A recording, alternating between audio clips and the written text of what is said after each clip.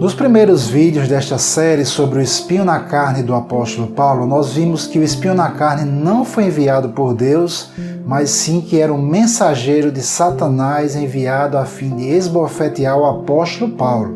Já no vídeo número 2, nós vimos que não poderia ser uma doença porque a nova aliança contém promessas muito claras acerca da cura divina e Deus não pode simplesmente abrir uma exceção na sua palavra e deixar de curar o apóstolo Paulo. Inclusive, ele foi um homem muito usado por Deus na área de cura divina, tendo Deus operado através do apóstolo Paulo milagres de curas extraordinárias.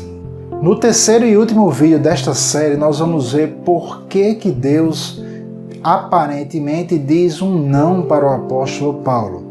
De fato, nós vamos entender que Deus não podia simplesmente remover o espinho na carne. Confira aí neste terceiro e último vídeo.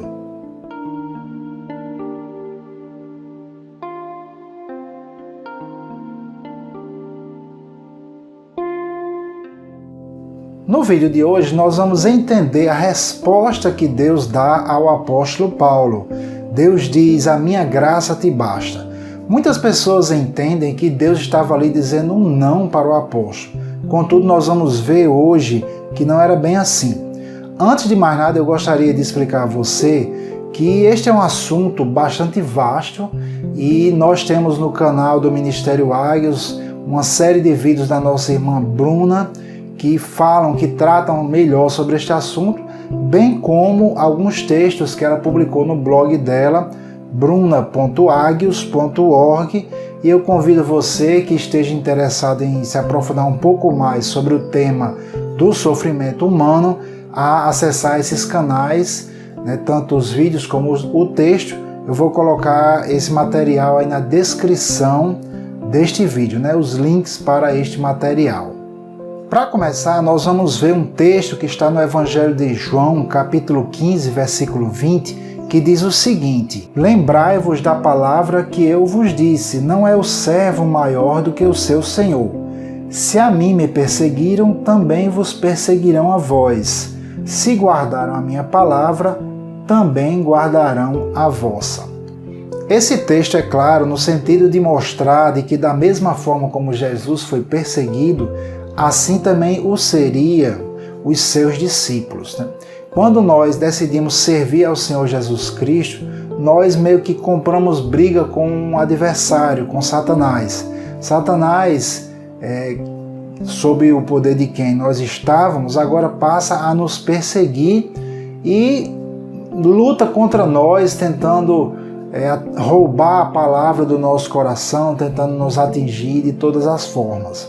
O próprio apóstolo Paulo diz que aquele que quiser viver piedosamente em Cristo Jesus padecerá perseguições. Por outro lado, aqueles que também deram ouvidos a Jesus ou que potencialmente poderiam dar ouvidos ao Senhor Jesus Cristo, estes também poderão nos ouvir e receber a palavra que nós temos, a palavra da reconciliação. A perseguição que nós sofremos neste mundo por amor a Cristo, ela não tem a origem natural. Ela de fato vem do próprio Satanás. A palavra do Senhor chama Satanás de o Deus deste século e diz que ele cegou o entendimento dos incrédulos, de forma que os descrentes, os incrédulos, eles não compreendem bem o que estão fazendo sob a ótica espiritual. Assim, a própria palavra de Deus adverte que os descrentes, e nós vemos isso inclusive com os religiosos, eles irão perseguir os cristãos verdadeiros, inclusive eles serão enganados a tal ponto de que eles promoverão perseguição achando que estão servindo ao próprio Deus. Também a palavra do Senhor diz no Evangelho de João, capítulo 16, versículo 2, o seguinte: "Expulsar-vos-ão das sinagogas, vem mesmo a hora em que qualquer que vos matar, cuidará fazer um serviço a Deus." Então, queridos, vemos que os religiosos perseguiram Jesus achando que estavam fazendo um serviço divino. Eles buscavam matar o Senhor Jesus Cristo, pensando que estavam sendo de alguma forma guiados pelo próprio Deus a fazer essas coisas. Ainda no Evangelho de João, quando Jesus falava com os fariseus, o Senhor Jesus disse o seguinte, em João capítulo 8: Mas agora procurais matar-me, vós, os judeus religiosos, fazei as obras de vosso pai. Vós tendes por pai ao diabo e quereis satisfazer os desejos de vosso pai. Ele foi homicida desde o princípio e não se firmou na verdade, porque não há verdade nele. Quando ele profere mentira, fala do que lhe é próprio, porque é mentiroso e pai da mentira. Vemos que o impulso homicida que foi colocado no coração dos fariseus, dos judeus religiosos, a fim de matarem o Senhor Jesus Cristo, era um desejo colocado por Satanás. Da mesma forma, nós, os cristãos verdadeiros, aqueles que amam ao Senhor e procuram guardar a sua palavra, seremos perseguidos por Satanás, que tentará encontrar brecha no coração das pessoas a fim de perseguir a igreja verdadeira. Obviamente, queridos, ninguém gosta de ser perseguido. Nós somos seres humanos criados por Deus e criados para amar e sermos amados. Então, obviamente, não é algo prazeroso sofrermos perseguições. E essas perseguições, elas podem começar desde ataques verbais, calúnias, mentiras, até desbancar para uma perseguição mesmo institucional. Existem hoje países que perseguem oficialmente o cristianismo e essa perseguição pode chegar, por exemplo, à prisão, a torturas. Nós sabemos de diversos testemunhos de missionários que foram presos, torturados e mortos por causa do Senhor Jesus Cristo. Contudo, o próprio Jesus, ele se sente perseguido quando nós, o seu povo, nós somos perseguidos.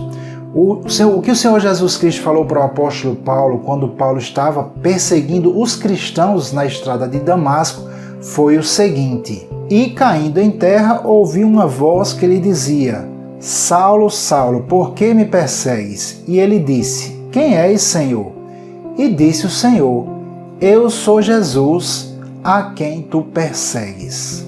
Portanto, nós vemos claramente que o próprio Jesus, ele se sente perseguido quando o seu povo, a sua igreja, é perseguida.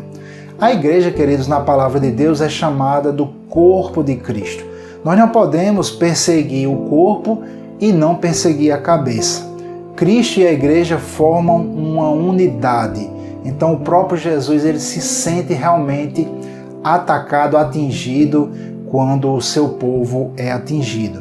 Ele compreende isso porque ele mesmo foi duramente perseguido, acusado e até o ponto de ser injustamente preso e crucificado por nossos pecados. Em Mateus capítulo 5, o Senhor Jesus Cristo nos dá as devidas orientações que nós precisamos adotar quando houver perseguição sobre nossas vidas. Conforme está escrito no Evangelho, nós vamos passar a ler agora. Bem-aventurados sois vós quando vos injuriarem e perseguirem e, mentindo, disserem todo mal contra vós por minha causa. Exultai e alegrai-vos, porque grande é o vosso galardão nos céus, porque assim perseguiram os profetas que foram antes de vós. Quando você tem um foco, quando você tem um alvo definido, quando você tem uma promessa e uma certeza de que haverá uma recompensa boa para você, você se dispõe a passar por certos sofrimentos. Eu já ouvi histórias, já li relatos de pessoas que se esforçaram muito para passar em concursos públicos. Alguns passaram meses e outros chegaram a passar anos estudando em busca de um bom emprego, com um bom salário, uma estabilidade. Então aquele esforço todo de passar, se abster, de passar anos estudando, se abstendo de festas, de eventos sociais e coisas semelhantes, é ao final recompensado por causa do concurso público que a pessoa chega consegue passar e ali adquire um bom salário, adquire uma estabilidade que vai ser bênção para a vida da própria pessoa e também dos seus familiares. Assim o Senhor Jesus Cristo deixa claro que haverá uma grande recompensa para nós, vinda dos céus, se nós observarmos as tribulações e enxergarmos essas tribulações como um momento de crescimento. Assim como os profetas, assim como o próprio Senhor Jesus Cristo foi perseguido, assim também poderemos ser perseguidos, mas há uma grande recompensa, um grande galardão, e é por isso que nós podemos nos exultar, podemos nos alegrar, mesmo em meio às tribulações, mesmo em meio às perseguições. O próprio apóstolo Paulo fala na sua carta aos Romanos acerca dessa grande diferença que existe entre a recompensa eterna e os sofrimentos terrenos que nós passamos aqui neste mundo. Ele diz o seguinte: porque para mim tenho por certo que as aflições deste tempo presente não são para comparar com a glória que em nós há de ser revelada. Assim, meus queridos, nós, quando colocamos a nossa mente, o nosso foco na recompensa prometida pelo nosso Senhor Jesus Cristo, prometida nas Escrituras, nós temos condições de buscar em Deus força e ânimo para que a gente possa prosseguir mesmo em meio a essas tribulações e perseguições que Satanás levanta contra nós. Vamos voltar agora para 2 Coríntios, no capítulo 12, onde contém ali o texto que nós estamos estudando, para a gente entender o sentido das palavras do Senhor Jesus ao apóstolo Paulo, acerca do qual 3 vezes orei ao Senhor para que se desviasse de mim, e disse-me: a minha graça te basta, porque o meu poder se aperfeiçoa na fraqueza. De boa vontade, pois, me gloriarei nas minhas fraquezas, para que em mim habite o poder de Cristo. Por isso, sinto prazer nas fraquezas, nas injúrias, nas necessidades, nas perseguições, nas angústias por amor a Cristo, porque quando estou fraco, então sou forte. Quando o Senhor Jesus falou a Paulo que a minha graça te basta, a palavra graça aqui se refere a tudo que Deus tem para nós através de Jesus Cristo. Isso inclui força, alegria, provisão, proteção, tudo mais que Cristo pagou na cruz por nós, tudo isso está incluído nesta graça. Então Deus estava dizendo ao apóstolo Paulo que, embora ele não pudesse impedir Satanás de agir através das outras pessoas, o poder de Deus liberado através de Jesus na sua ressurreição seria suficiente para que o apóstolo Paulo pudesse cumprir a sua carreira, cumprir o seu chamado.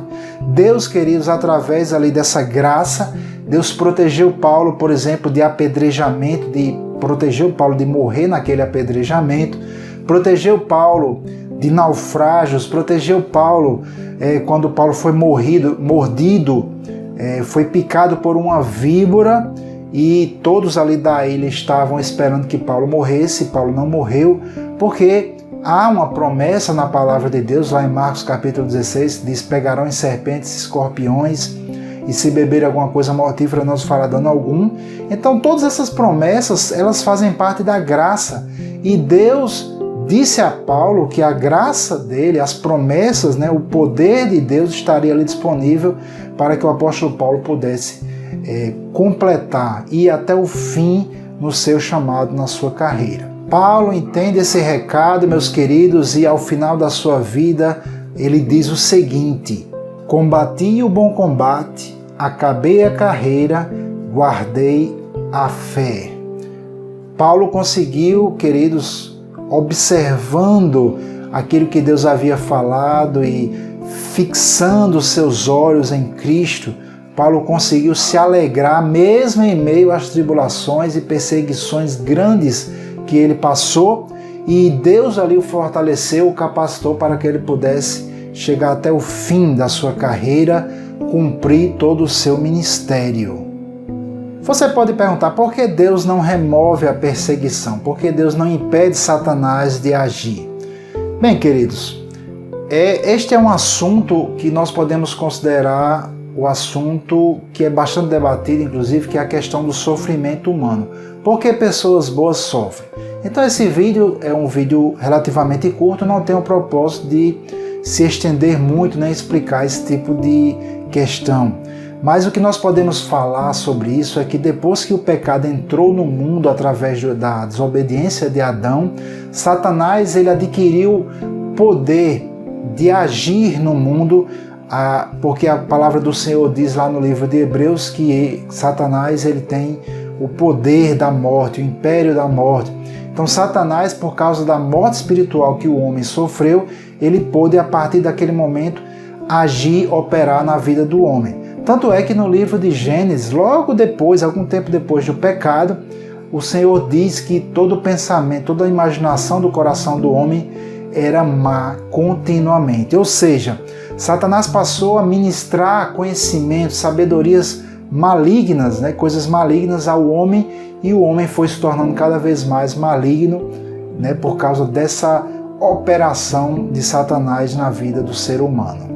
Se lembrarmos, por exemplo, o que aconteceu com Caim e Abel, Deus falou com Caim tentando dissuadi-lo, procurando mostrar que Caim deveria dominar sobre o desejo pecaminoso. Mas Deus não poderia impedir Caim de matar Abel, embora não fosse esta a sua vontade. Claro que Deus tem poder sim para impedir e forçar o homem a agir, mas Deus deu ao homem o livre-arbítrio e nós precisamos dominar sobre os desejos pecaminosos.